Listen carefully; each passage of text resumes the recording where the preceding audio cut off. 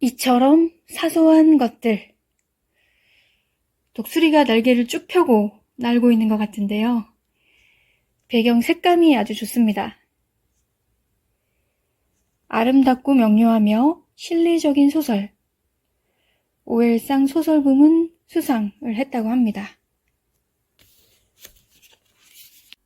작가는 클레어 키건, 1968년 아일랜드 위클로에서 태어났고 미국으로 건너가 영문학과 정치학을 공부했습니다.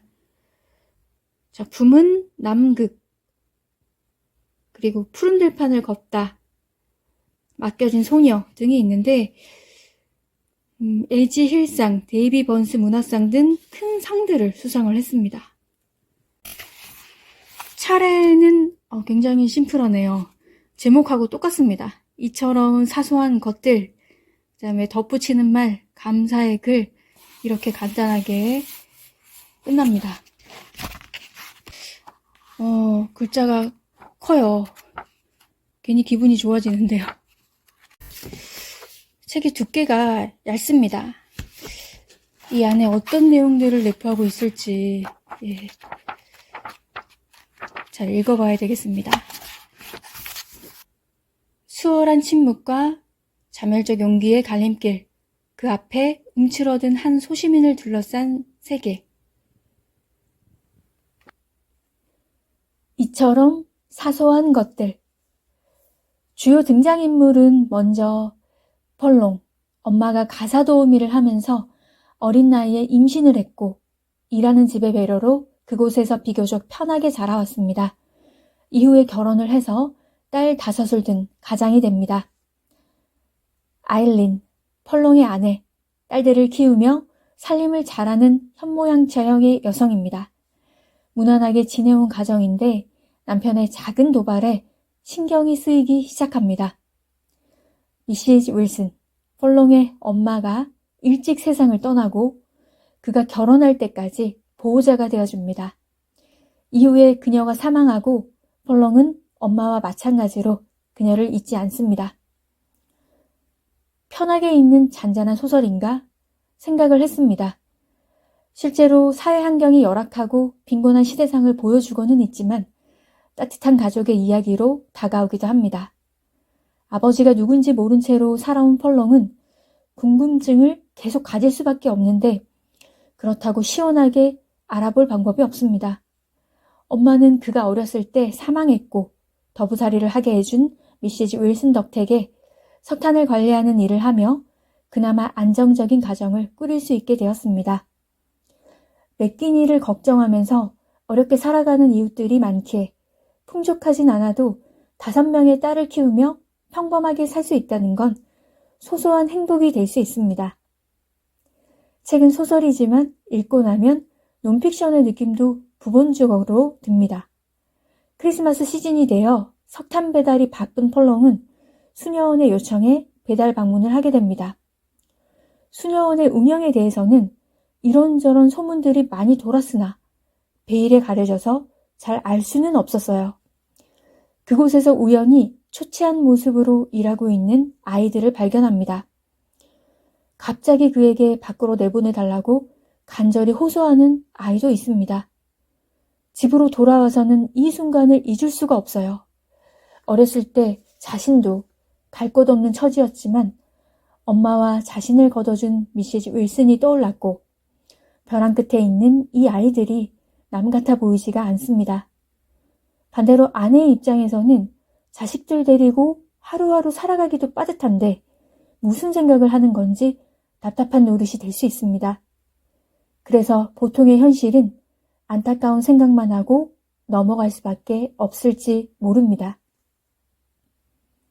부조리하고 불합리한 일들이 주변에서 벌어진다고 하면 그게 관행이 되어버렸을 때 문제를 파고들고 해결하고자 하는 것보다 지나치는 일이 더 많습니다. 사소하게 여기고 덮어두는 것들이 실상은 큰 문제로 다가올 수 있습니다. 그것이 세상에 알려지게 되었을 때 비로소 심각성을 인지하게 됩니다. 그렇게 살아가는 한 명의 소시민이라 딱히 뭐라고 말할 입장은 안 되네요. 수녀원의 세탁소에서 힘들게 일하며 겨우 살아가는 아이들은 어떻게 데려온 것일까요? 각각의 인격체인데 어른의 욕심으로 좌절을 안기고 자유를 억압한 것이 안타까웠습니다. 펄롱은 그 모습이 눈에 밟혀 잊지 못하고 찾아올 수밖에 없었나 봅니다. 내 자식이 소중하면 남의 자식도 소중한 겁니다. 납치, 감금, 강제노역으로 불거진 문제가 아일랜드에서 일어났었고 소신껏 소리내는 한 사람 한 사람의 힘이 좋은 방향으로 세상을 조금씩 변화시킬 수 있기를 바랍니다. 펄롱은 앞으로 어떤 일이 닥쳐올지 두려움이 있습니다. 그것보다 더 아이를 품에 안은 안도감이 훨씬 커서 부딪혀 보겠다는 굳은 결심을 한 듯합니다. 험난한 길이 예상되지만 어쩔 수 없는 선택이었기도 합니다. 책에서 인상 깊은 부분을 읽어볼게요. 차가 수녀원에 가까워지면서 창문으로 비치는 트럭 헤드라이트 불빛 때문에 펄롱은 마치 자기 자신을 만나러 가는 듯한 기분이었다. 최대한 조용히 현관문 앞을 지난 다음 후진으로 건물 옆을 따라 석탄관까지 가서 시동을 껐다. 펄롱은 졸린 상태로 차에서 내려 멀리 주먹과 산 울타리, 성모상에 있는 작은 동굴을 보았다. 성모는 발치에 놓인 조화가 실망스럽다는 듯 눈을 내리깔고 있었다. 높은 창에서 흘러나온 빛이 닿은 자리에는 서리가 반짝였다. 이 위는 이렇게 고요한데 왜 평화로운 느낌이 들지 않는 걸까? 아직 동이 트기 전이었고 펄롱은 검게 반짝이는 강을 내려다보았다. 강 표면에 불 켜진 마을이 똑같은 모습으로 반사되었다. 거리를 두고 멀리서 보면 훨씬 좋아 보이는 게 참 많았다. 펄롱은 마을의 모습과 물에 비친 그림자 중 어느 쪽이 더 마음에 드는지 마음을 정할 수가 없었다. 어딘가에서 아데스테 피델레스를 부르는 노래소리가 들렸다. 옆 건물인 세인트 마거릿 학교 기숙사에서 지내는 학생들일 것 같았다. 하지만 다들 집에 가지 않았으려나? 내일 모레가 크리스마스 이브였다. 그 직업학교 학생들인 모양이었다. 아니면 수녀들이 마침 미사 전에 연습하는 건가? 펄롱은 잠시 서서 노래를 들으며 마을을 내려다보았다.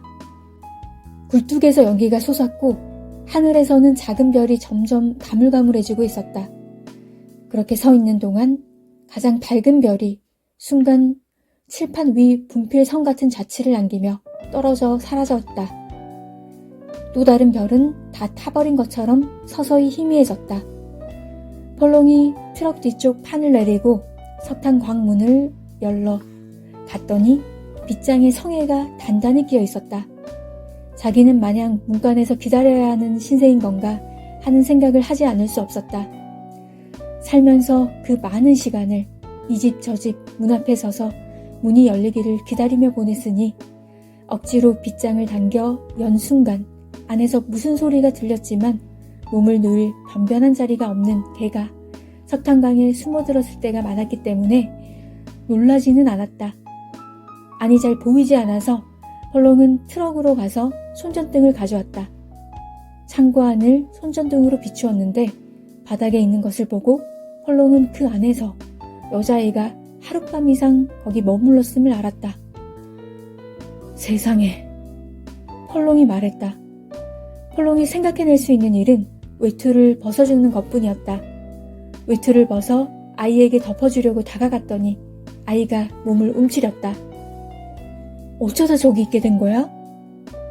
아이는 아무 대답도 하지 않았지만 펄롱은 아이가 어떤 기분인지 조금 느낄 수 있었고 뭔가 마음을 달래줄 만한 말을 찾으려고 머릿속을 뒤졌지만 아무것도 잡히지 않았다.